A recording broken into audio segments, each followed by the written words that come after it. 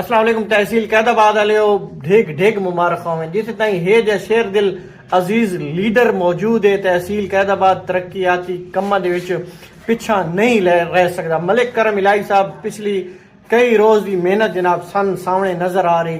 तहसील कैदाबाद वास्ते करोड़ों रुपए का प्रोजेक्ट जनाब लैके आ रहे हैं जिसके अंदर जनाब तहसील कैदाबाद वास्ते टफ टाइल पूरे बाजारों के जनाब गलियां महलों के टफ टाइल लगाई हुई सी। उस बाद जनाब सीवरेज सिस्टम सब तो जनाब अच्छा सीवरेज सिस्टम तहसील कैदाबाद जनाब नफ्स किया वैसी। उस तो बाद तहसील कैदाबाद जरा रात के अंधेरे के अंधेरा नजर आता इंशाअल्लाह वो भी रोशनी का शहर जरा कोई गली महला ऐसा ना हो सी जिदे अंदर लाइट्स न लगाई वैसी जनाब। तीसरा ग्राउंड के वास्ते बहुत क्रिकेट शौकीन फुटबॉल जनाब उन्होंने वास्ते ग्राउंड जनाब बहुत VIP जनाब उस वास्ते काफ़ी फंड जरा ना आ रहा तो सारा क्रेडिट वहदा जनाब मलिक करम इलाही बनियाल साहब शुक्रिया अदा करते हैं क्योंकि सन तहसील कैदाबाद वाले सन चाहिए कम तरक्याती काम जिदे साडा कैदाबाद जड़ा है उसनू अग्गा आना चाहिए क्योंकि तहसील कैदाबाद साड़ी ऐसी है इसनू जितने महल्ले देहात गाँव लगते हैं जेड़ी कोई चीज़ लेनी हो कोई दिन ऐसा नहीं होता जेड़ा कैदाबाद चक्कर न लावें तो कैदाबाद नू